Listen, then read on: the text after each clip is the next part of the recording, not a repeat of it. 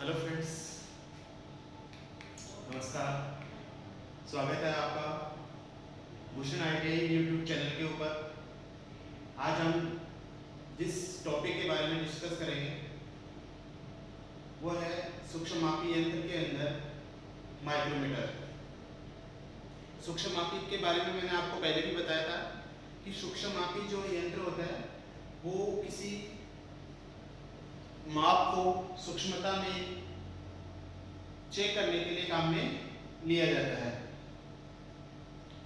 तो उसके अंदर मैंने आपको पहले बताया था वर्नियर कैलिपर के बारे में। आज का जो टॉपिक है सूक्ष्ममापी यंत्र के अंदर वो है माइक्रोमीटर। माइक्रोमीटर होता है वो एक सूक्ष्ममापी यंत्र होता है जिसके द्वारा 0.001 इंच में और 0.01 मिलीमीटर की सूक्ष्मता से माप लिया जा सकता है। ये कार्य के अनुसार अलग अलग प्रकार के होते हैं। आउटसाइड कैलिपर, आउटसाइड माइक्रोमीटर होता है, इनसाइड माइक्रोमीटर होता है, डेप्थ माइक्रोमीटर होता है, स्क्रू पिच माइक्रोमीटर होता है। इस प्रकार से अलग अलग कार्यों के लिए अलग अलग प्रकार के माइक्रोमीटर है वो काम में लिए जाते हैं। आज हम जिस माइक्रोमीटर के ऊपर डिस्कस करेंगे फ्रेंड्स वो है आउटसाइड माइक्रोमीटर।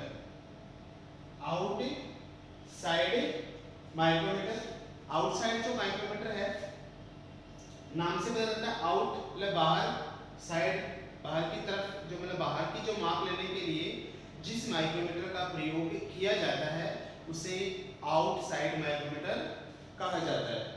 तो फ्रेंड्स सबसे पहले आता है कि माइक्रोमीटर होता है वो एक सूक्ष्ममापी यंत्र होता है जिसका प्रयोग मैंने आपको बताया कि 0.001 इंच या 0.01 मिलीमीटर की सूक्ष्मता में पार्ट्स को मापने के लिए काम में लिया जाता है।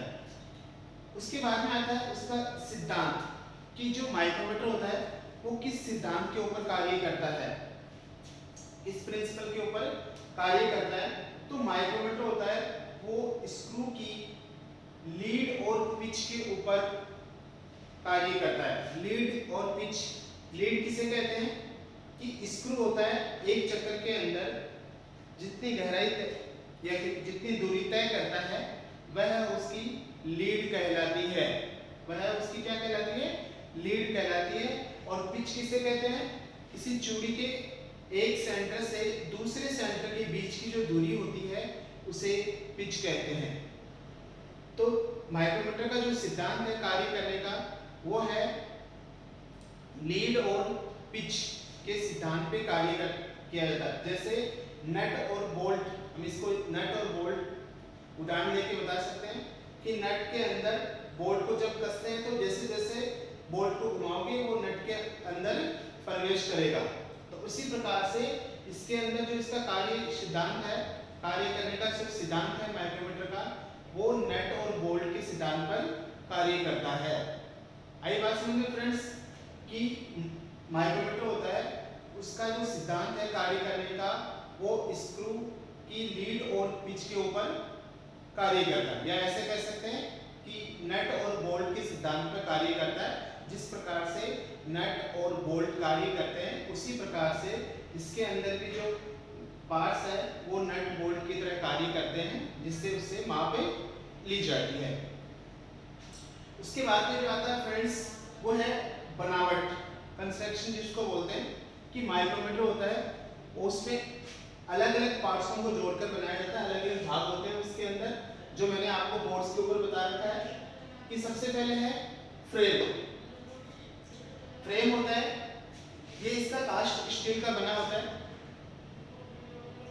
ये जो फ्रेम है बाकी जो पार्ट्स होते हैं वो माइक्रोमीटर के फ्रेम के साथ में ही जुड़े रहते हैं। मतलब इसके जो बाकी जो पार्ट्स हैं वो फ्रेम के साथ ही जुड़े रहते हैं और इसके ऊपर इसकी रेंज लिखी होती है। मतलब जिस रेंज का वो माइक्रोमीटर होता है उसका रेंज है वो उसके ऊपर लिखा हुआ होता है, जिससे उसको ढूंढने में या देखने में परेशानी नहीं होती है। इसलिए इसके ऊपर उसकी जो रेंज होती है 0 से 25, 25 से 50, 50 से 75, इस प्रकार से वो उस फ्रेम के ऊपर लिखी हुई होती है। तो सबसे जो पहले पार्ट था वो था फ्रेम। उसके बाद में आती है एनविल। एनविल होती है वो फ्रेम के एक लास्ट सिरे के ऊपर जुड़ी होती है। ये क्रोमियम स्टील से बनी होती है। किससे बनी होती है? क्रोमियम स्टील से बनी होती है। और इसके आगे कई माइक्रोमीटर के अंदर इसके आगे का जो भाग होता है वो कार्बाइड टिप का बना होता है। इस प्रकार से बना होता है कार्बाइड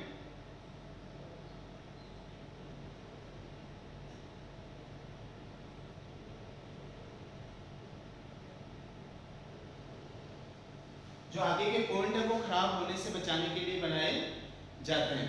जैसे कि आप बार बार जोक को पकड़ते हैं तो पॉइंट है वो घिसे नहीं, उसकी जो माप लेने की है उसकी त्रुटि ना आ जाए, इसलिए उसको ये कार्बाइड टिप लगाई जाती है जिससे वो घिसते नहीं है।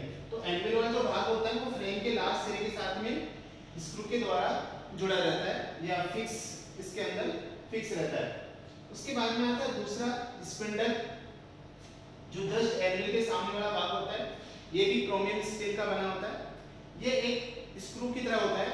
इसका आगे का जो भाग होता है वो तो प्लेन होता है और जस्ट पीछे का भाग होता है वो चूड़ी वाला होता है। या इस प्रकार से होता है कि जो आगे का भाग है वो इस प्रकार से प्लेन होता है और आगे जाके इसके ऊपर इस प्रकार से चूड़ी कटी होती है। इस प्रकार से चूड़ी कटी होती है और ये जो इसका लास्ट सिरा है वो थिम्बल के साथ में जुड़ा हुआ होता है। किसके साथ में जुड़ा होता है? थिम्बल के साथ में जुड़ा होता है।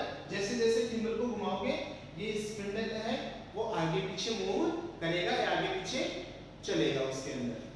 तो तीसरा पार्ट था स्पिंडल जो क्रोमियम स्टील से बना होता है। ये स्लीव में से होते हुए और थिम्बल के साथ में जुड़ा हुआ होता है। इसका जो आगे का भाग होता है वो प्लेन होता है और जो पीछे का भाग होता है उसके ऊपर बाहरी चूड़ियां कटी हुई होती है।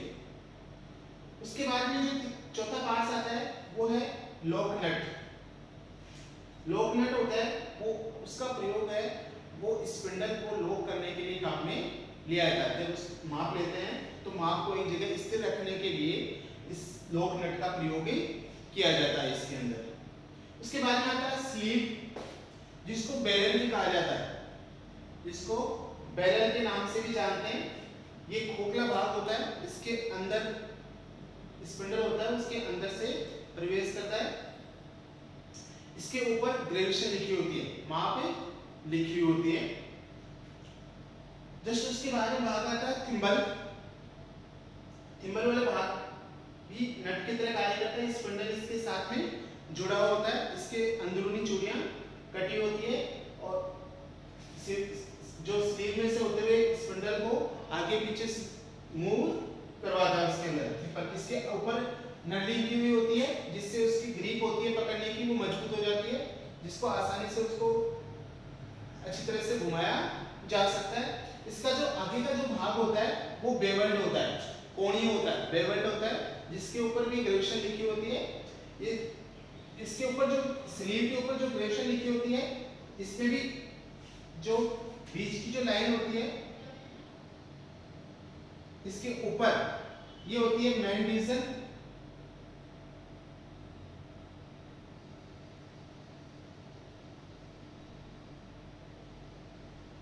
जो आधार लाइन होती है उसके ऊपर नीचे का जो डिवीजन होती है वो होती है सब डिवीजन। वो क्या होती है? Sub division. और इसके थिम्बल के ऊपर जो भाग लिखा होता है, माप लिखी होती है, उसको बोलते हैं थिम्बल डिवीजन। उसको कहा जाता है थिम्बल डिवीजन। इस प्रकार से मेन डिवीजन हो गई, ये हो गई, नीचे का जो भाग है वो सब डिवीजन हो गई और ये क्या हो गई? थिम्बल डिवीजन हो गई। थिम्बल वाला जो भाग होता है उसका आधा भाग प्लेन होता है और आधे भाग के ऊपर क्या क्या होता है? नलिंग की होती है। उसके बाद में आगे का जो भाग है लास्ट, उसको बोलते हैं रेचेट स्टॉक। रेचेट स्टॉक होता है, उसका प्रयोग है वो माप को शुद्धता में सेट करने के लिए काम में लिया जाता है। मतलब उसकी जो माप होती है उसको सही तरीके से शुद्धता में सेट करने के लिए काम में लिया जाता है कि माप को जब पास में आ जाती है माप, उसके जब हाथ का दबाव, किसी के हाथ का दबाव कम होता है, किसी के ज्यादा होता है, जिससे बार बार क्या होता है कि माप होती है वो कम ज्यादा होती है, इसलिए माप के समीप लाकर थिम्बल को उसके बाद में रेचेट स्टोक से उसको धीरे धीरे सेट किया जाता है। तो रेचेट स्टोक का जो कार्य होता है वो भी माप को सेट करने के लिए काम में लिया जाता है। तो ये थे इस माइक्रोमीटर के पार्ट्स कि कौन कौन से पार्ट्स होते हैं। सबसे पहले हमें होता है फ्रेम जो कास्ट क्रिस्टल का बना होता है। जो बाकी जो पार्ट्स होते हैं माइक्रोमीटर के वो इसके साथ में जुड़े होते हैं। दूसरा है एल्विन स्पिंडल जिसके बीच में पार्ट्स को पकड़कर उसकी माप ली जाती है। ये भी क्रोमियम स्टील के बने होते हैं। इसके आगे का जो पॉइंट होता है वो कार्बाइड टिप का बना होता है। वो इसलिए लगाया जाता है कि उसके अंदर वो पॉइंट है वो खराब नहीं हो कि बार बार जॉब को जो पकड़ते हैं तब इसके पॉइंट है वो खराब हो जाते हैं। इसलिए उनको खराब होने से बचाने के लिए इसके जो आगे के पॉइंट होते हैं उनको कार्बाइड टिप के बनाए जाते हैं। स्पिंडल होता है, अभी बताया कि मैंने स्पिंडल होता है जो आगे का भाग इस प्रकार से प्लेन होता है और पीछे का भाग इस प्रकार से बाहरी चूड़ियां कटी होती है। लॉक नट होता है वो स्पिंडल को लॉक करने के लिए काम में लिया जाता है। और मैग्नेट जो आगे का भाग है स्लीव जो क्रोमियम स्टील का बना होता है। स्लीव के ऊपर वेरिएशन लिखी होती है मेन डिवीजन और सब डिवीजन, इसको बैरल के नाम से भी जानते हैं। उसके बाद में आता है थिम्बल। थिम्बल के अंदर आधा भाग तो प्लेन होते हैं, आधे भाग के ऊपर नली की होती है इस प्रकार से जिससे उसको आसानी से पकड़ा जा सकता है। थिम्बल का जो आगे का भाग होता है वो बेवल किया होता है जिसके ऊपर थिम्बल डिवीजन बनाई गई होती है। लास्ट जो है रेचेट स्टोक, ये रेचेट जिसको बोलते हैं वो माप को शुद्धता के अंदर सेट करने के लिए काम में लिए जाते हैं। तो ये था इस माइक्रोमीटर के पार्ट्स। उसके बाद में आता है अल्पतमांक। अल्पतमांक किसे कहते हैं? हमने थोड़ा लिस्ट काउंट इसको अल्पतमांक जिस मतलब किसी भी माइक्रोमीटर द्वारा जो न्यूनतम माप ली जाती है वह उसका अल्पतमांक कहलाता है। मतलब कम से कम जो माप उस माइक्रोमीटर के द्वारा ली जाती है उसे क्या कहा जाता है? अल्पतमांक कहा जाता है। अब माइक्रोमीटर के अंदर भी मीट्रिक और इंग्लिश पद्धति दोनों प्रकार के माइक्रोमीटर आते हैं। इंग्लिश पद्धति में आते हैं, मिलीमीटर में भी आते हैं और इंचों में भी आते हैं। तो दोनों का जो अल्पतमांक होता है वो अलग अलग होता है। इस प्रकार से मैंने यहाँ आपको बताया कि जो इसका जो लिस्ट काउंट है ये इंचों में है और ये mm में। तो जब उसका लिस्ट काउंट निकालते हैं तो mm के माइक्रोमीटर का लिस्ट काउंट अलग होता है और इंग्लिश पद्धति के माइक्रोमीटर का जो लिस्ट काउंट होता है वो अलग अलग होता है। जो हम अगले वीडियो के अंदर मैं तुम्हें किस प्रकार से उसका लिस्ट काउंट निकाला जाता है, किस प्रकार से उससे ग्रेजुएशन मतलब रीडिंग दी जाती है, ये सब मैं आप लोगों को फ्रेंड्स अगले जो वीडियो है उसके अंदर डिस्कस करेंगे। तो इस प्रकार से आपको समझ में आया कि किस प्रकार से माइक्रोमीटर है वो कार्य करता है, किस सिद्धांत पे वो कार्य करता है, उसके पार्ट्स कौन कौन से होते हैं, उसका अल्पतमांक क्या होता है और अल्पतमांक किसे कहते हैं, ये सब डिस्कस किया है। तो